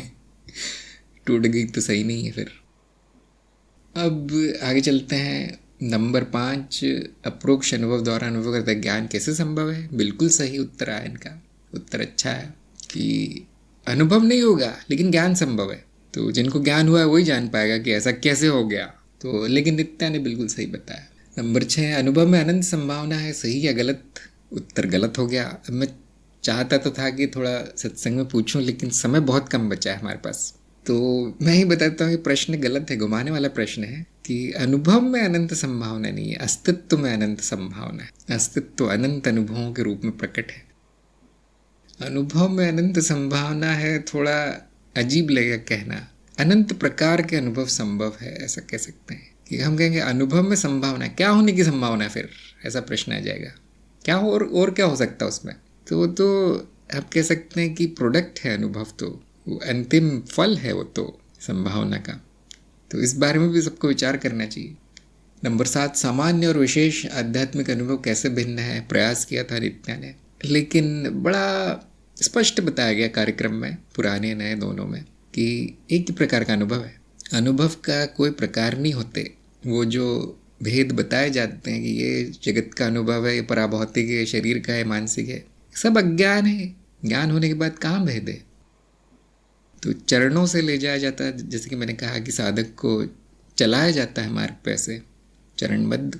हमने अनुभवों का फिर एकीकरण कर दिया, एक ही प्रकार है, फिर भिन्न कैसे? फिर सामान्य क्या और विशेष क्या? तो जो विशेष अनुभव या आध्यात्मिक अनुभव के पीछे भाग रहे हैं, उनमें ज्ञान की कमी है, इसलिए भाग रहे हैं। जिनको ज्ञान हो गया उसके लिए ना कोई विशेष है ना कोई सामान्य है। सामान्य व्यक्ति के लिए हो सकता है विशेष अनुभव, जो रोज रोज होता रहता है उसको वो सामान्य मान लेता है। जो कभी कभार जीवन में एकाध घटना हो जाती उसको विशेष मान लेता है। सब कुछ मिथ्या है, माया है, स्वप्न है। आपका अज्ञान निर्धारित करेगा क्या विशेष है क्या सामान्य है। तो शुरू में तो व्यक्ति सामान्य को त्यागने का प्रयास करेगा, विशेष में जाने का प्रयास करेगा। कोई बुराई नहीं है, लेकिन आजीवन यही चल रहा है, मतलब मार्गहीन है, वो गुरुहीन है। नंबर 8, संवेदना वस्तुओं की होती, सही या गलत? इनका उत्तर कुछ आया नहीं। तो वस्तुओं की नहीं होती संवेदना, तन्मात्राओं की होती है। वस्तुओं की कल्पना कर ली जाती है कि ये वस्तु से आ रहा है। मुझे जो दिख रहा है वस्तुएं हैं, ये काल्पनिक विचार है। जो अनुभव हो रहा है तन्मात्राओं का, संवेदना की कल्पना कर ली गई है कि इंद्रियों के माध्यम से हो रहा है, उसको संवेदना कह दिया गया, क्योंकि इंद्रियां हटाने पे वो समाप्त हो जाता है। ऐसा सबका अनुभव है। तो अब यहाँ पर विज्ञान में गहरा कूदने की आवश्यकता है कि ये संवेदना क्या है, वस्तु क्या है, तन्मात्रा क्या है, नाद क्या है। जो हमने कहा है कि नाद संवेदना में बदलता है, संवेदना तन्मात्रा में, फिर अनुभव, वो अनुभव करता स्वयं है। अब इसमें बड़ा जटिल हो गया। देखिए अब आपको पंडित होना पड़ेगा। ये उत्तर देने के लिए पांडित्य आवश्यक है, विशेषज्ञ होना पड़ेगा अब आपको। तो मैं बहुत ज़्यादा चर्चा नहीं करूँगा, आप लोग कर लीजिए अपना अपना। देखिए क्यों नहीं होती संवेदना वस्तु है नहीं, मिथ्या है। मतलब मिथ्या क्या होता है? धारणा मात्र है, विचार मात्र है, कल्पना मात्र है वस्तु। इसलिए हम कहते हैं मैं वस्तु नहीं हूँ। क्यों? है नहीं वो इस तरह कोई चीज़। स्मृति अस्थाई है तो चित्त स्थायी कैसे? इन्होंने कहा था चित्त भी स्थायी नहीं है, इसलिए इनको आधे अंक मिल गए। लेकिन यहाँ कैसे पूछा जा रहा है, बताइए कैसे स्थायी नहीं है? क्योंकि चित्त क्या कहा गया? स्मृति की परतें ही जो रचना बना देती है उसी को चित्त कहा गया है। तो स्मृति तो निरंतर बदलती है। तो मैं उत्तर देता हूँ कि समय कम है, कि स्थायित्व का भ्रम है। केवल अपनी प्रतिकृति बनाकर स्मृति उसको या तार्किक क्रमिक रूप से बदल कर स्थायित्व का भ्रम पैदा करती है। इसलिए अस्थायी होते हुए भी चित्त स्थायी मालूम पड़ता है। और ये स्थायी होने के कारण, ये स्मृति होने के कारण, ये मनुष्य अपने आप को मनोशरीर समझ लेता है कि मैं ही तो हूँ। कल जिसको अनुभव हुआ था वो भी मैं हूँ, कल ये देखा था मैंने वही। तो ये स्मृति बड़ी माया है। इसके परे जो चला गया वही अपना सत्य जान पाएगा, स्वयं को जान पाएगा। देखिए वो भी बदलती है, ये देखना ज़रूरी है और देखना आसान भी है, इतना मुश्किल नहीं है। स्थायित्व का भ्रम देखना आसान है। सच में क्या स्थायी रहता है फिर? उस भ्रम की पृष्ठभूमि क्या है? वो मैं हूँ। तो विज्ञान के प्रश्न कठिन होते हैं। हाँ, नंबर 10 कौन सी अवस्था दुर्लभ है, जागृति या सूक्ष्म? तो इनको पूरे नंबर मिले क्योंकि इन्होंने अनुमान लगाया कि जागृति दुर्लभ है, कह सकते हैं। लेकिन फिर व्याख्या अच्छी नहीं थी कि क्यों कह सकते हैं। फिर बहुत से लोगों की मान्यता है कि सूक्ष्म अवस्था या इस तरह के स्वप्न, जो अच्छे स्वप्न होते हैं, अर्थपूर्ण होते हैं, जो स्वप्न चेतना युक्त होते हैं, वो बड़े दुर्लभ हैं, ऐसे सोचते हैं वो लोग। प्रश्न आया ही क्यों? क्योंकि ये मान्यता है कि सूक्ष्म अवस्था बड़ी दुर्लभ है। मैं आपको सत्य बता देता हूँ, क्योंकि शायद ये बात हमने ज़्यादा इस पर चर्चा की नहीं कभी किसी सत्संग में, कि सत्य ठीक उल्टा है। जिसके पीछे आप भाग रहे हैं, सूक्ष्म अवस्था, ऐसी अवस्था, वैसी अवस्था, ऊंची अवस्था, नीची अवस्था, सब बेकार है। सबसे दुर्लभ जागृति है। क्यों? कमल ने कहा है जागृति को हम दुर्लभ अवस्था कह सकते हैं क्योंकि इसमें हमें ज्ञान प्राप्त होने की संभावना है। जैसे कि नित्या ने कहा कि 11 अवस्था में हो सकता है ज्ञान, तो हो सकता है, सूक्ष्म में भी हो सकता है ज्ञान, गुरु होना चाहिए फिर हो सकता है, क्योंकि वही अनुभव करता, वही ब्रह्म, वही माया सभी अवस्थाओं में प्रकट है। प्रकट कहेंगे अर्थात उसका ज्ञान प्रकट हो सकता है, प्रकट तो नहीं कहेंगे। ध्यान दीजिए, ये व्यक्ति, ये मनुष्य चित्त का प्रक्षेपण है और वो चित्त अनंत काल तक है, काल के परे है चित्त। तो अनंत काल में 70-80 वर्ष कर लीजिए आप गणित। अगर ये कठिन लग रहा है, मान लेते हैं कि चित्त की जो, या कारण शरीर की जो आयु, मान लीजिए, पूरी तरह गलत है ये बात लेकिन समझाने के लिए बोल रहा हूँ मैं, कि उसकी आयु मान लीजिए 1,00,000 वर्ष है।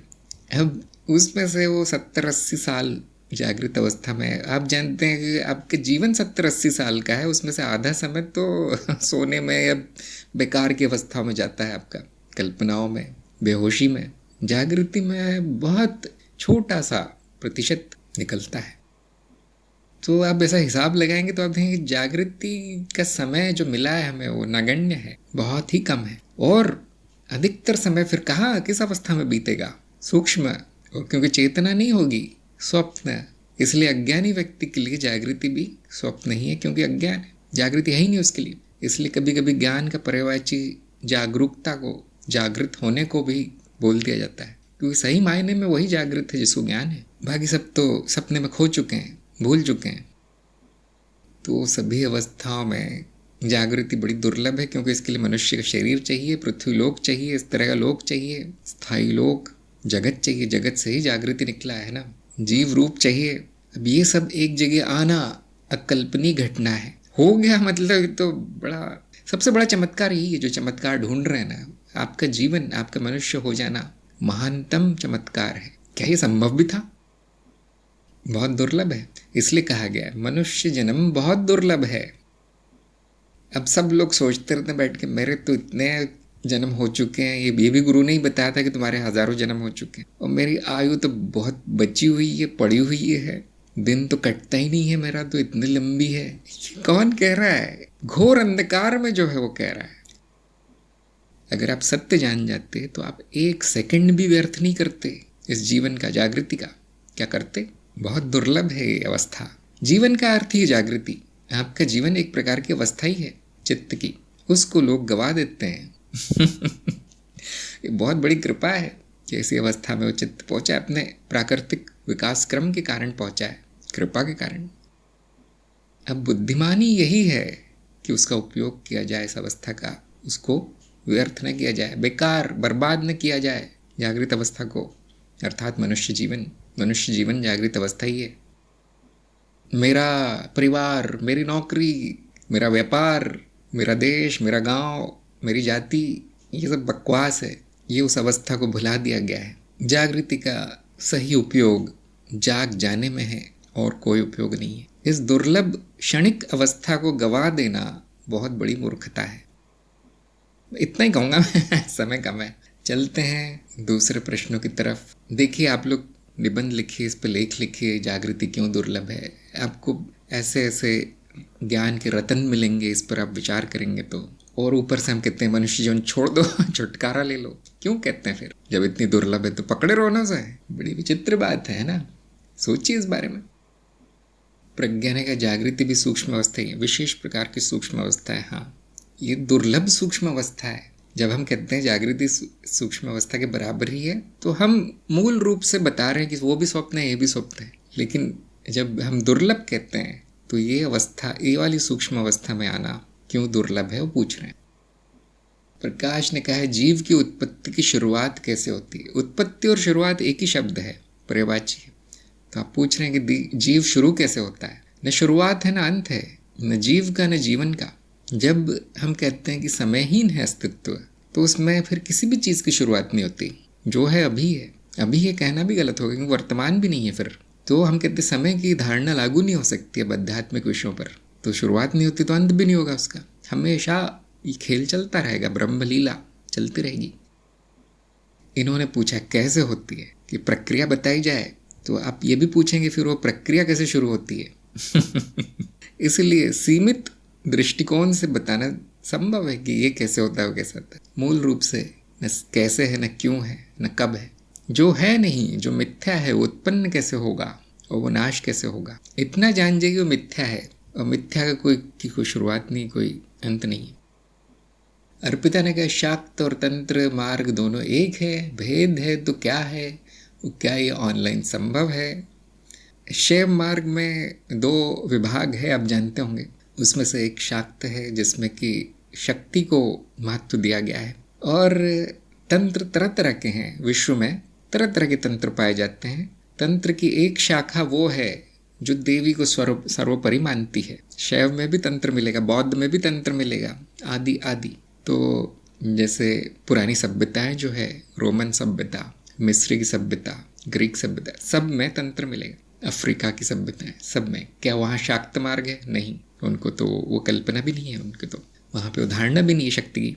तो तंत्र बड़ा विस्तारित है, विराट है। उसमें से एक प्रकार का तंत्र शाक्त मार्ग में उपयोग कर लिया गया है।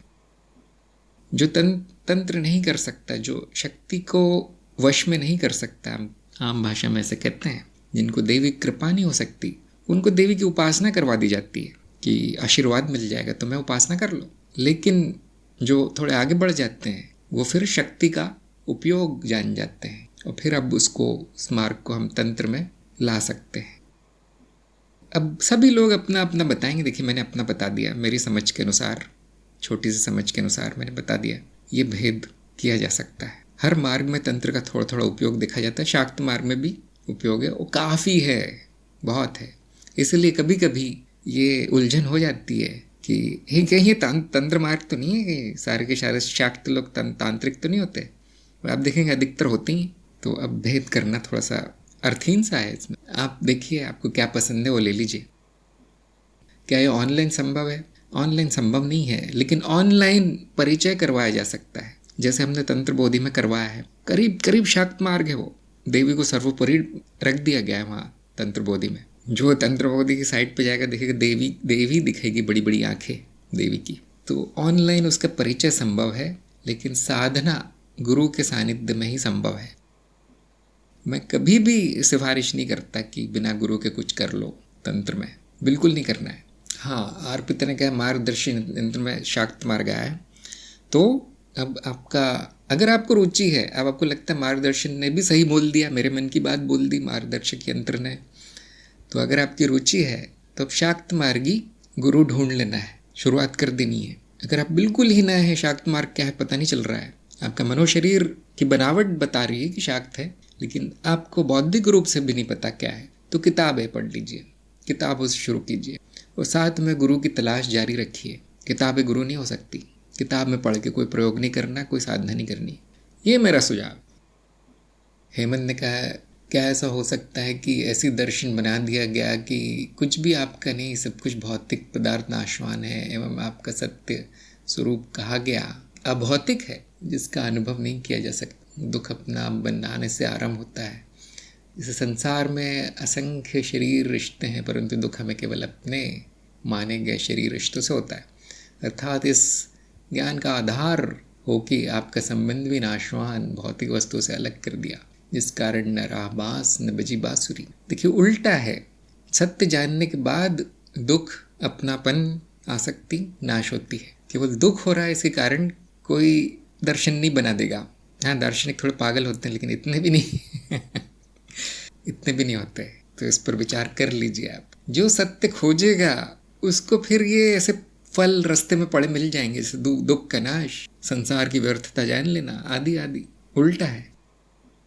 कमल ने कहा है कि निद्रा और स्वप्न अवस्था में भी ज्ञान संभव है, यदि हाँ तो कैसे?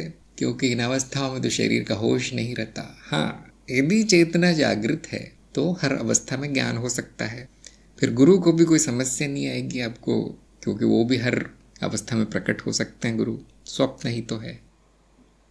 अब निद्रा में कैसे संभव है आप कहेंगे, तो जीव के लिए थोड़ा सा कठिन हो जाएगा कि गहरी नींद में कौन सा ज्ञान होगा, कौन सा प्रवचन होगा।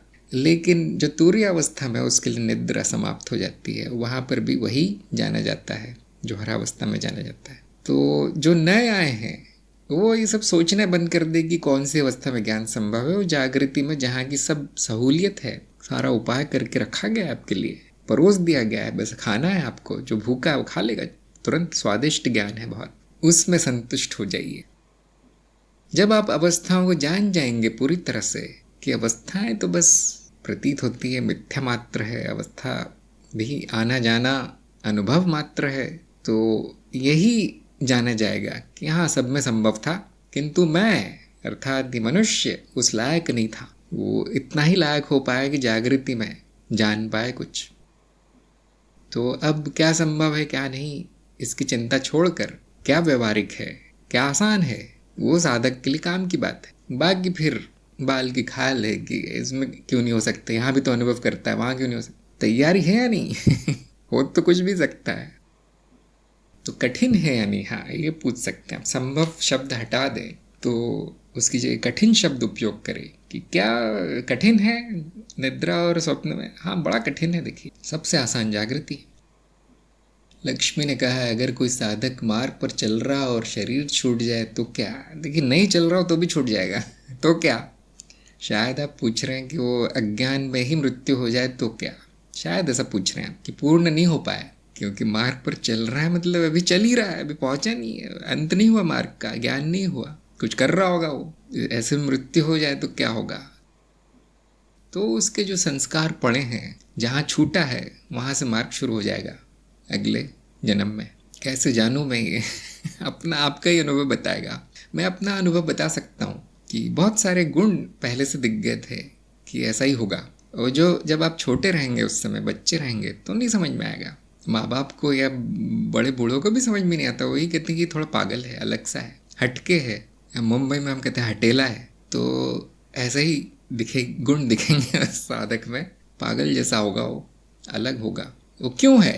क्योंकि वो काफ़ी प्रयास किया है, पहला पूर्व जन्मों का संस्कार प्रकट हो रहा है। केवल ज्ञान के साथ ही नहीं है ये, या अध्यात्म के साथ ही नहीं है। मान लीजिए आप किसी कला की साधना करते हैं, गीत संगीत, अभिनय, नाटक, चित्रकला, आप देखेंगे उन गुणों के साथ पैदा होंगे। हाँ, वो 100% नहीं होगा, पूर्णता नहीं होगी, बीज होगा।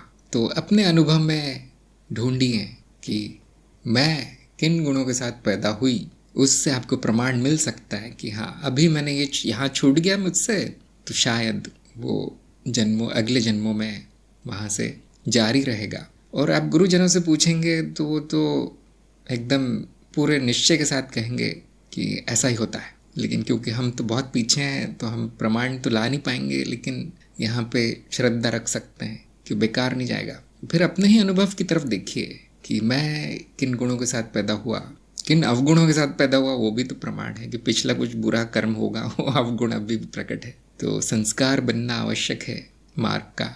अगर वही सबसे महत्वपूर्ण हो गया, आपके जीवन की सबसे बड़ी गतिविधि आपका मार्ग ही है, अध्यात्म ही है, तो 100% संभावना है कि वो आगे भी प्रकट हो जाएगा, और तो कुछ हो नहीं सकता।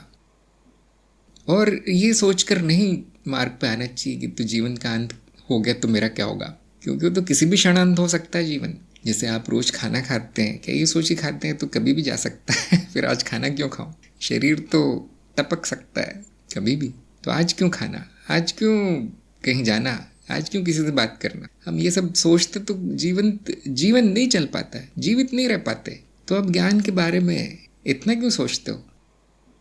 अर्पिता ने कहा है कि ऐसे मार्ग बहुत खतरनाक होते हैं, इसलिए ना मेरे गुरुदेव और परिवारजन भी मना करते हैं। मुझे भी लगता है ऐसे मार्ग में गुरु मिलना बहुत मुश्किल है। क्या ऐसे मार्ग पर जाना चाहिए, आपका क्या मत है।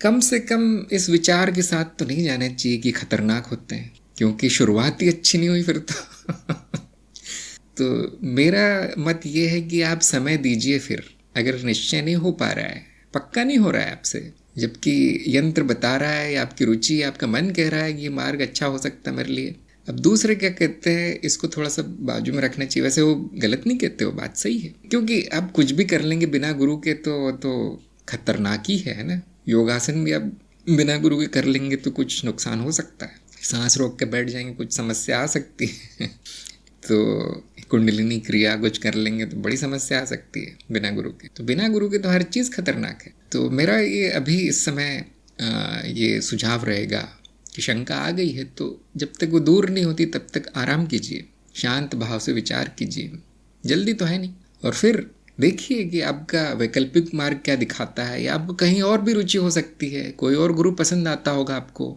तो जैसे आपने कहा, मेरे गुरुदेव ने भी कहा, तो उन्हीं का मार्ग जारी रखिए जब तक सही समय ना आ जाए।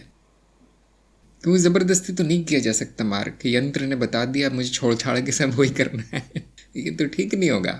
ये ध्यान रखिए कि ये भी हो सकता है, ये भी एक विकल्प है मेरे पास, यहाँ शाक्त मार्ग में जाने का भी विकल्प है। प्रार्थना कीजिए, थोड़ी सी इच्छा रखिए, देखिए क्या होता है। तब तक जो उपयोगी है, जो कम खतरनाक है, वो साधना जारी रखिए। वो साधना तो व्यर्थ नहीं जाएगी, लेकिन किस मार्ग पर जाना चाहिए, किस मार्ग पर नहीं, ये निर्णय शिष्य को स्वयं लेना है, कोई और लेकर नहीं दे सकता। बहुत जगह देखा गया है कि माता पिता या गुरु निर्णय लेकर देते हैं, लेकिन फिर वहाँ वो साधक साधिका का संपूर्ण समर्पण रहता है। वो मार्ग मांगने आते हैं, फिर पूछने नहीं।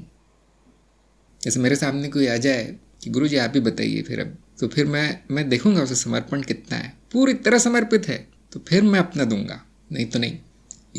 इन सब बातों पे विचार कीजिए, अर्पिता को मैं कहूँगा। और अगर आपको और इसमें सुझाव चाहिए तो आप ज़रूर पूछिए मुझसे। रमेश ने कहा है, क्या वह अवस्था जहाँ संसार व्यर्थ लगने लगे, अध्यात्म भी और जो कुछ भी विकास के लिए साधना करते हैं वह भी, इस भाव दशा में कुछ भी करने को नहीं रहता है। कुछ दिनों के बाद चेतना फिर अपनी निचली परतों में आ जाती है। क्या वो दशा आध्यात्मिक दोष या बाधा तो नहीं, जहाँ बुद्धि और विवेक भी काम नहीं करते।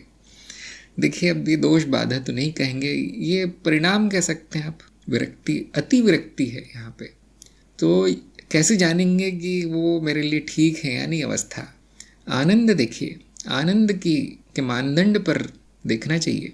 ये सब हो रहा है लेकिन आप आनंद में हैं कोई चिंता नहीं है, कुछ सोचते नहीं है, कुछ विशेष आपको दुख नहीं है, चिंता नहीं है कि ये ठीक है या नहीं, ये भी चिंता नहीं है, तो सोचते भी नहीं आप उस बारे में।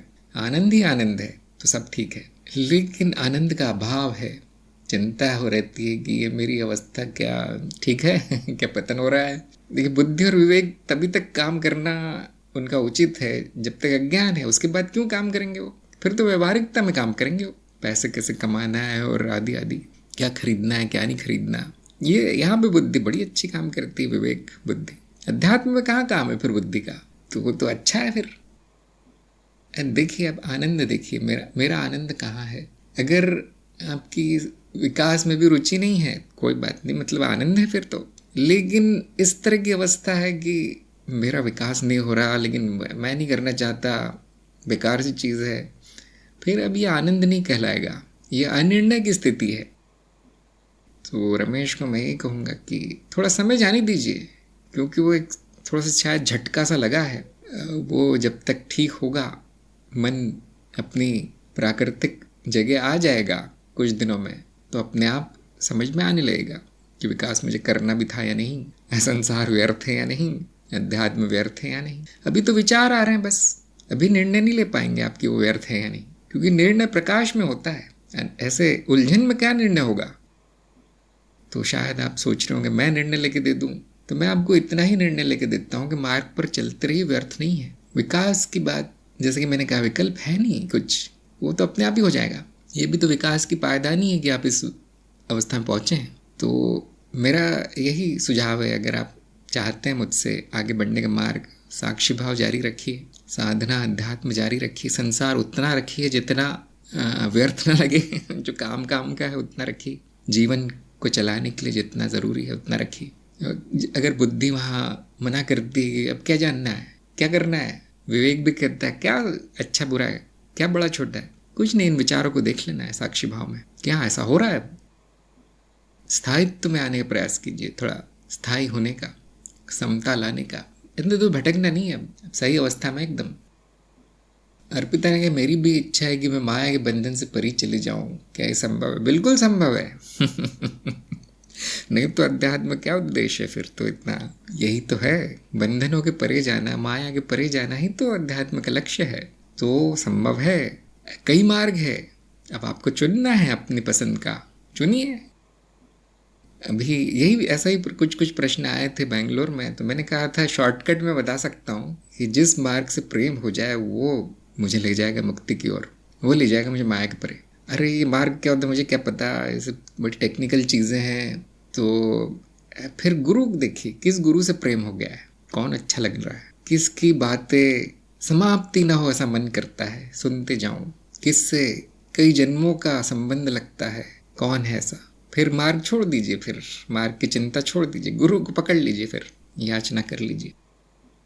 अर्पिता ने कहा कहने से तो नहीं होता, वो भी इस तरह से कम मुझसे तो नहीं होगा, केवल कह देने से अनुभव लेना भी ज़रूरी है। हाँ, फिर दूसरा यही तरीका है कि अब एकदम समझ में नहीं आ रहा है, भावना भी कुछ नहीं कहती, तो अब अनुसंधान, तरह तरह के मार्गों पे थोड़ा थोड़ा चल के देख लेना है और फिर पता चल जाएगा। हाँ, विफलता हाथ लगेगी एक दो बार, लेकिन कोई बात नहीं, वो विफलता भी सफलता है, क्योंकि उसमें ये पता चलता है कि ये मेरा मार्ग नहीं था, ये गुरु मेरे नहीं थे, ये भी प्रगति है।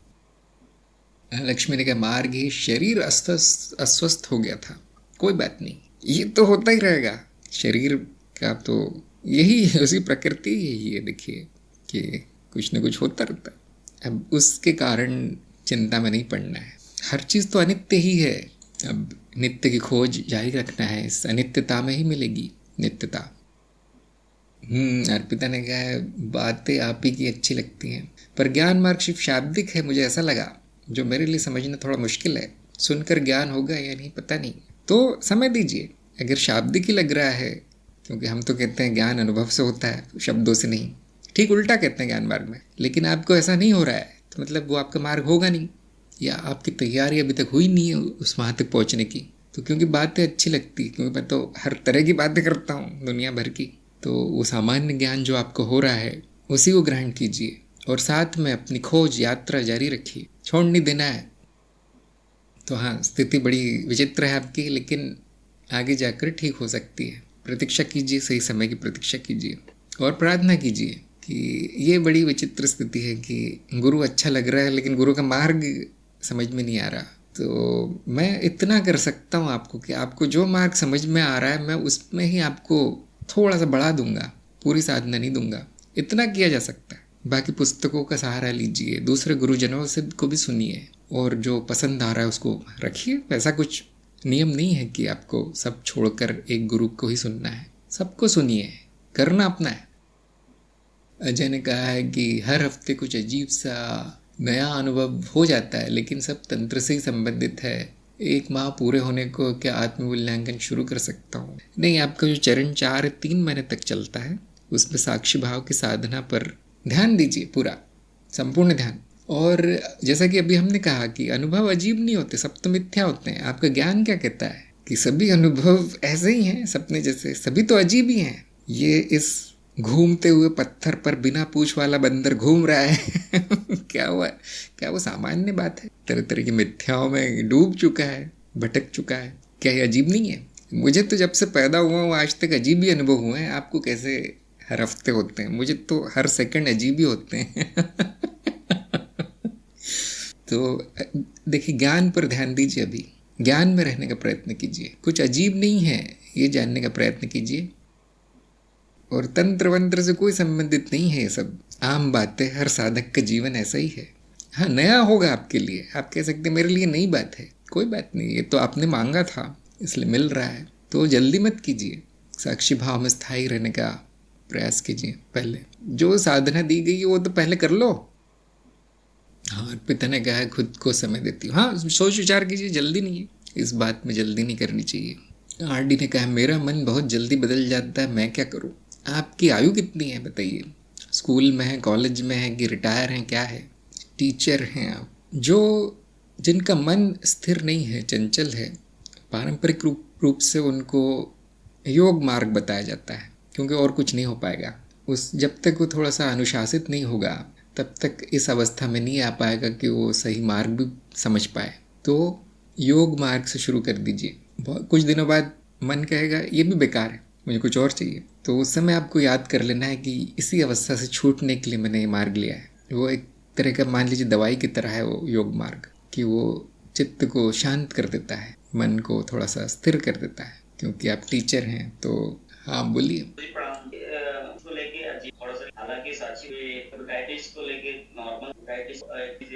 हमें, हाँ, कोई बात नहीं, कोई बात नहीं। मेरा सुझाव ये है कि वो सभी अनुभवों को साक्षी भाव से और एक समान दृष्टि से देखिए। किसी को महत्व मत दीजिए, किसी से टेंशन भी लेने की ज़रूरत नहीं है, क्योंकि सब अनुभव ही हैं, आने जाने हैं। यही साक्षी भाव है। और जो भी अनुभव हो रहे हैं उनको लिख के रखिए अपने पास। किसी को दिखाना नहीं है आपको क्या क्या लिखा है, किसी को बताना नहीं है, बस अपने लिए लिख के रखिए। इससे ज़्यादा कुछ नहीं करना है। तो मन कहता होगा नहीं यार, ऐसे अनुभव हो रहे हैं, आप कुछ नहीं कर रहे हैं, तो लिखने से वो शांत हो जाएगा कि हाँ, मैंने कर दिया कुछ। यही है उसके पार जाने का रास्ता। अगर आपने उनको महत्व दे दिया तो आपकी साधना रुक जाएगी। सबको एक समान दृष्टि से देखिए और सब कुछ विचित्र है, यही जानने का प्रयास कीजिए। थोड़े दिनों में उसका नयापन समाप्त हो जाएगा। फिर वो हो चाहे न हो, सब बराबर है। फिर न उनको हटाने का प्रयास करना है, न उनको लाने का प्रयास करना है। तो आरडी को मैं कह रहा था कि क्योंकि आप टीचर हैं तो बच्चों को अनुशासित करने का अनुभव होगा आपको अब मन को भी बच्चा ही समझ लेना है। उसको एक मार्ग पकड़ के, जो भी गुरु उस मार्ग के जो भी साधना दे, अनुशासित रूप से कर देना है। तो ये बदलना समस्या नहीं है, लेकिन उसका अनुशासनहीन चलना वो समस्या है, क्योंकि काम नहीं हो रहा है। और हाँ, यहाँ पर इच्छा भी ज़रूरी है कि क्यों बदल जाता है वो, क्योंकि संकल्प नहीं बनाया अभी तक, कोई बड़ी इच्छा आई नहीं है, शक्तिशाली इच्छा नहीं है जो कि कोई हटा ना पाए, अड़िग नहीं है कुछ भी। तो ये भी जानने का प्रयास कीजिए, कहीं इच्छाहीन तो नहीं मेरा चल रहा कुछ जीवन, इसीलिए तो मन बार बार भाग जाता है, रुचि नहीं है उसमें। कहीं अरुचि से तो नहीं करना चाहते आपकी, इसने भी कर लिया, वो बाकी साधुओं ने भी कर लिया, मेरा ही नहीं हुआ कुछ। तो ये प्राकृतिक इच्छा नहीं आई है, मतलब अभी तक अग्नि नहीं जगी है, इसलिए वो चंचल है, मन करना नहीं चाहता कुछ। तो देखिए आपकी इच्छा किधर है, पहले वो कर लीजिए। ये 2 उपाय मैंने बता दिए भाई। पेशकर ने कहा है आपसे जुड़ा हूँ तब मेरा जीवन परिवर्तन हो रहा है। बहुत अच्छी बात है। जुड़े रहिए, मार्ग पर चलते रहिए। जिस दिन आपकी इच्छा होगी उस दिन आपको हम व्यवस्थित चला देंगे मार्ग पे। लेकिन अभी आप संतुष्ट लग रहे हैं अपने परिवर्तन से, जीवन से, चलते रहिए। वो कहते ना, जो गाड़ी चल रही है अच्छी, उसको धक्का क्यों देना नहीं देना चाहिए। कविता ने कहा है कि हमारा साक्षी भाव सही चल रहा है, इसका हमें कैसे पता चले। बहुत अच्छा प्रश्न है। अगर मन में शांति है, आनंद है, कुछ प्रश्न नहीं उठते। ये उठते भी है तो उनके उत्तर भी आ जाते हैं। कोई शंका नहीं है, पूर्ण विश्वास हो गया है कि ये बहुत सही मार्ग है मेरे लिए। आपका अनुभव सकारात्मक आ रहा है, खुश हैं आप, तो अच्छा चल रहा है। अब जैसे अजय बता रहा है, तो अजय का अच्छा नहीं चल रहा है, संतुष्ट नहीं है वो मार्ग से, न साक्षी भाव से, ध्यान कहीं और भटक रहा है। तो अगर आपको इसमें रस मिल रहा है इस साधना में, तो बहुत अच्छा चल रहा है। साक्षी भाव में आने में कोई समस्या नहीं आती। स्थायी तो नहीं रहेगा वो, लेकिन आ जाता है जब ज़रूरी है, तो अच्छा चल रहा है। फिर अगर आपको नहीं समझ में आ रहा तो आप जो रिपोर्ट भेजते हैं मुझे साप्ताहिक, मुझे समझ में आ जाएगा। जो भी चल रहा है उसमें लिखकर भेजते रहिए 2-3 वाक्य। कविता ने कहा मैं बिल्कुल, 1 मिनट रुको। कविता ने कहा है मैं बिल्कुल शांति और आनंद में हूँ, कोई प्रश्न अब नहीं लगता। तो बिल्कुल सही चल रहा है, फिर आपका साधना अच्छी चल रही है। लेकिन जो भी चल रहा है आप लिख के भेजते रहिए। अगर आप में शंका आ जाएगी तो मुझे पता चल जाएगा। हाँ जी, बोलिए अजय जी। जागृति में कोई ये अनुभव होती है और यही और डायबिटीज को लेके होते हैं, तो थोड़ा सा 1-2 घंटे और डायबिटीज को लेके अजीबोगरीब अनुभव होते हैं। डायबिटीज बड़े वेट से वो हो जाती है। ये इसी हफ्ते हुई है, बाकी तो और हफ्ते दिखता रहता। हाँ, सभी अनुभव मिथ्या है, माया है, ये जान के साक्षी रहिए। और अगर आपको लगता है महत्वपूर्ण है चीज़, लिख के रखिए। उनका कोई उपयोग नहीं है, कोई उपयोग नहीं है। तो यहाँ पर हम आज की सत्संग समाप्त करते हैं। सभी का सत्संग में आने के लिए बहुत बहुत धन्यवाद, और हम मिलेंगे अगली बार। नमस्कार।